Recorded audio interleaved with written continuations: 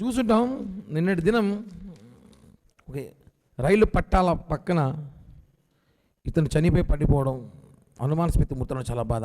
దీన్ని హత్య అని చెప్పింది ఫస్ట్ జనసేన పార్టీ చెప్పాం మేము నిన్నే, ఇది హత్య అనేసి. ఈ హత్య ప్యాటర్న్ చూడండి ఒకసారి. పోలీసులు హత్య అని చెప్పేసి ఎఫ్ఐఆర్ కట్టారు. ఇదిగోండి ఎఫ్ఐఆర్ కూడా హత్య కింద ఎఫ్ఐఆర్, రైల్వే పోలీసులు ఎఫ్ఐఆర్ కట్టారు. ఇది హత్య. అది ఈ ప్యాటర్న్, ఇది బాబాయ్, జగన్ బాబాయ్ అంటే ఇప్పుడు ఈ మధ్య రాష్ట్రం అందరికీ బాబాయ్ అయినాడు ఈయన. బాబాయ్ ఈడ చూడండి, ఈ ప్యాటర్న్ చూడండి ఒకసారి. సేమ్ ప్లేస్లో సేమ్ గాయాలు, ప్లేసులు మారినాయి. ఈయన బాత్రూము, ఈయన రైల్వే ట్రాకు. చూడండి, అనుమానం మళ్ళా బాగా దగ్గరగా జూమ్ చేసి చూస్తూ కూడా తెలుస్తుంది. సేమ్ ముక్కు మీద, కంటి కింద, పెదాల కాడ, తల పక్కన గాయాలు, సేమ్ ప్యాటర్న్, సేమ్. వయసు మారింది, ప్లేస్ మారింది, కానీ ప్లేస్ ఒకటి. దెబ్బ సేమ్ గొడ్డలి బ్యాచే. అంటే ఇది పరకామణి కేసులో ఉన్న పోలీస్ ఆఫీసర్లు, లేకపోతే ధర్మారెడ్డో, కరుణాకర్ రెడ్డో, సుబ్బారెడ్డో మించి చేసిన పనిది. వాళ్ళ చేతులు దాటాయి, ఇవి వాళ్ళ చేతుల్లో కాదు, ఇది వాళ్ళ చేతులు దాటాయి. అంటే వాళ్ళ పైన ఇంకెవరు చేపించారు, వీళ్ళ ద్వారానే చేపించారు. ఇప్పుడు మాకు అనుమానం, నాకు కాదు చాలామందికి అనుమానం వేస్తుంది. ఏమంటే నిన్న మాజీ టీటీడీ చైర్మన్ ప్రెస్ మీట్ పెట్టి రవిశంకర్ అయ్యంగారు విచారించేటప్పుడు లక్ష్మణ్ రావు అనే ఒక అడ్వకేట్ ఉన్నారు, ఆయన ఈ సతీష్ కుమార్ని బండబూతులు తిట్టారు, నా పేరు చెప్పని చెప్పారు, నువ్వు చచ్చిపో అన్నారు, నిన్ను వదలనన్నారు, నేను ఏదో ఒకటి చేస్తా అని చెప్పి అన్ని తిట్టారు కదా. ఆ విషయం మీకెట్ట తెలుసు? సిట్లో జరిగిన డిస్కషను, సతీష్ కుమార్ని తిట్టిన అడ్వకేట్ లక్ష్మణ్ రావు విషయాలు మీకు ఎలా తెలిసింది అంటే మీరు ఇతతో టచ్లో ఉన్నారు. సతీష్ కుమార్తో మాజీ టీటీడీ చైర్మన్ ధర్మారెడ్డి వీళ్ళంతా టచ్లో ఉన్నారు. ఇతని ఫోన్ మొత్తం అతని కంట్రోల్లో ఉంది. నిన్న అతను ట్రైన్ ఎక్కేటప్పుడు కూడా వాళ్ళకి చెప్పే ఎక్కాడు తిరుపతికి వస్తున్నా అని. ఎక్కిన గంటలో ఒక మనిషి చంపేశారంటే ఎంత నెట్వర్క్ చేశారు. 150-200 కోట్లు కొట్టేసి ₹1 కోటి పడేసి చంపేశాను అనుకుంటా. దీనికి భారీ ఎత్తున సుపారీ ఇచ్చారు. దీనికి మిగతా డబ్బులు కాపాడుకోవాలని ప్రయత్నంలో భారీ ఎత్తున సుపారీ ఇచ్చి చంపేశారు. సిట్ ఆఫీస్లో జరిగిన విషయాలు బయటకు వచ్చి ప్రెస్ మీటింగ్లో బహిరంగంగా అనుమానంగా ఉన్న వాళ్ళ వ్యక్తి ఎవరైతే అనుమానిస్తున్నామో వాళ్ళే ప్రెస్ మీట్ పెట్టి ఇతన్ని వేధించారు, ఇతని తిట్టారు, ఇతని కొట్టారు, ఇతను ఏదేదో అన్నారని మీరు చెప్పడానికి మీకు ఎలా తెలిసింది అంటే మీరు సతీష్ కుమార్తో టచ్లో ఉన్నారు, సతీష్ కుమార్ని మీరు ఫాలోఅప్లో పెట్టుకోరు, సతీష్ కుమార్ మీరు బెదిరిస్తున్నారు, సతీష్ కుమార్ మీ కంట్రోల్లో ఉన్నాడు, అతను రైలు ఎక్కే సంగతి కూడా మీకు తెలుసు. చాలా బాధాకరం. కనీసం అతనికి కుటుంబం, ఇద్దరు చిన్నపిల్లలు, ఆలోచించాలి కదా. మీరు తప్పించుకోవడానికి ఎంతోమంది చంపారు గతంలో. అధికారం లేకపోయిన వాడు చంపడానికి మీరు ధైర్యం చేస్తున్నారంటే ఆశ్చర్యంగా ఉంది అసలు. ఖచ్చితంగా ఇది తారాస్థాయిలో విచారించాలి. భూమన కరుణాకర్ రెడ్డి గారు ఎప్పుడు అడుగుతుంటారు సిబిఐకి ఇవ్వండి, సిబిఐకి ఇవ్వండి, సిబిఐకి ఇవ్వండి అని. ఖచ్చితంగా సిబిఐకి ఇవ్వాలి. ఇప్పుడు ఇది సిబిఐకి అసలు అవసరం వచ్చింది. ఇప్పుడు ఇంతవరకు 24 గంటలైంది, చనిపోయారని తెలిసింది. ఇంతవరకు క్లూ రాకుండా చేశారా, క్లూ రాకుండా చంపించారా, క్లూతో చంపించారా, ఏంది మాయం మర్మం అర్థం కావట్లా. అది సామాన్య వ్యక్తి కాదు, ఒక పోలీస్ ఆఫీసర్.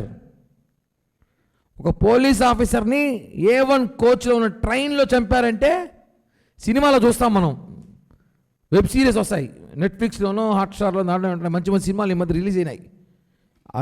సాక్షులు వస్తామంటే చంపేయడము సినిమాలో చూస్తాం. సినిమాల కన్నా దారుణంగా నిజ జీవితంలో చూశాను. మధ్య మన ఆంధ్రప్రదేశ్లో జరిగింది. చాలా దారుణం ఇది. మేము ఒకటే చెప్తున్నాం, ఎవరైతే నిందితులుగా ఉన్న ఆఫీసర్లు ఉన్నారో, నాయకులు ఉన్నారో, వీళ్ళందరి మీద దయచేసి నిఘా ఉంచండి. వీళ్ళందరూ కాల్ డేటాస్ తీసుకోండి. ఇప్పటికే సమయం చాలా లేట్ అయిపోయింది. రవికుమార్ని కాపాడాల్సిన బాధ్యత ప్రభుత్వానికి ఉంది. ఎందుకంటే ఈ ఇష్యూలో ఇద్దరే ముఖ్యులు, మీదంతా. ఎందుకంటే సతీష్ కుమార్ పట్టుకున్నాడు, సతీష్ కుమార్ పట్టుకొని ఒక డిఎస్పికి ఇచ్చినాడు, ఓ డిఎస్పి సిఐకి ఇచ్చినాడు, సిఐ ఎమ్మెల్యేకి చెప్పాడు, ఎమ్మెల్యే చైర్మన్ చెప్పాడు, చైర్మన్ ఊడికి చెప్పాడు. పై లెవెల్లో జరిగింది. పట్టుకున్నప్పుడు అంతా మాట్లాడుకొని అంత వసూలు చేసి ఎవరి ద్వారా ఇప్పించారంటే సతీష్ కుమార్ ద్వారా ఇప్పించారు. సతీషే పంచాడు సమాచారం. సతీష్ కుమార్ ద్వారానే ఎవరైతే రాజీ చేశారు. కేసు ఇతనే పెట్టాడు, రాజీ ఇతనే చేశాడు, ఇతనే చనిపోయాడు. ఎక్కడ సినిమాలో కూడా జరగని ట్విస్ట్ ఇది. భారతదేశంలో ఇటువంటి కేసు ఎప్పుడు చూస్తున్నాం మనం. కంప్లైంట్ సాక్షులు చచ్చిపోయిన ఉన్నారు, కంప్లైంటర్ చచ్చిపోయాడు, చంపేయడం. ఇది చాలా దారుణం. రవికుమార్ కూడా రక్షణ కల్పించండి. వెంటనే రవికుమార్ని హ్యాండ్ ఓవర్ చేసుకోండి పోలీసులు. 2వ తేదీ దాకా, 2వ తారీఖు ఏదైతే రిపోర్ట్లు వస్తాయో, ఏదైతే జడ్జిమెంట్ కాపీ వస్తుందో, కోర్టుకి ఏదైతే సమర్పిస్తారు సీల్డ్ కవర్లో, తర్వాత రవికుమార్ గురించి కూడా మీరు చర్యలు తీసుకోండి. ఎందుకంటే వీళ్ళిద్దరే మెయిన్. సతీష్ కుమార్, రవికుమార్ వీళ్ళిద్దరి మధ్య, మిగతా మధ్యలో ఉన్నది జోకర్లాగా నడిపారు. అంతా నడిపి వాటాలు వేసుకున్నారు. వీళ్ళిద్దరే మెయిన్. ఇద్దరిలో ఒకడు అవుట్, ఇంకొకడు ఉన్నాడు. ఇప్పుడు ఆ ఒక్కరిని పెట్టుకొని ఈ కేసు ఎంతవరకు మూవ్ అవుతుంది, ఈ కేసు ఎంతవరకు పోతుంది చూడాల్సిన అవసరం ఉంది. సిట్ రవిశంకర్ గారు కూడా చాలా సీరియస్గా దీన్ని తీసుకోవాల్సిన అవసరం ఉంది. ప్లీజ్ టేక్ ఛాలెంజ్గా తీసుకోవాలి ఇప్పుడు కేసు. నీళ్ళు గొడ్డలి బ్యాచ్ ఎక్కడుందో పట్టుకోండి ఒకసారి. ఇది గొడ్డల బ్యాచ్ పనే. బాబాయ్ గొడ్డల బ్యాచ్ మళ్ళీ వచ్చారు 10 ఏళ్ళ తర్వాత, 7 ఏళ్ళ తర్వాత వచ్చారు అనుకుంటా. ఆ బ్యాచ్ వాళ్ళ అధికారులు రారు, వాళ్ళ ప్రతిపక్షంలో కూడా ఆ బ్యాచ్ దిగుతుంటారు రంగంలోకి. సేమ్ ప్యాటర్న్, మొహం లేదు. చాలామంది చెప్తున్నారు సోషల్ మీడియాలో కూడా, చూడండి 2 ఒకేలాగా ఉంటుంది అనేసి కూడా. చూడండి సేమ్ దెబ్బలు అనేసి. ఖచ్చితంగా విచారించాలి, వాళ్ళ కుటుంబానికి కూడా న్యాయం చేయాలి. ఎందుకంటే చాలా బాధాకరం. అసలు ఒక అధికారిని, ఒక పోలీస్ అధికారిని చంపేశారంటే వీళ్ళు ఎంత వరకునే వెళ్తారు ఇంకా. ఎందుకంటే కొట్టేసిన డబ్బులు కాపాడుకోవాలంటే కిరాయి రౌడీలకి 5 లక్షలు, 10 లక్షలు, 20 లక్షలు ఇచ్చి రౌడీలు వైసీపీలు ఉంటారు అనుకుంటా కొంతమంది. వాళ్ళకి ఇచ్చి చేపించేయచ్చు, ఎంత దూరమైన వెళ్తారు. కాబట్టి సీరియస్గా జనసేన పార్టీ తరఫున ఒకటే డిమాండ్ చేస్తారు. 2 డిమాండ్లు అవి.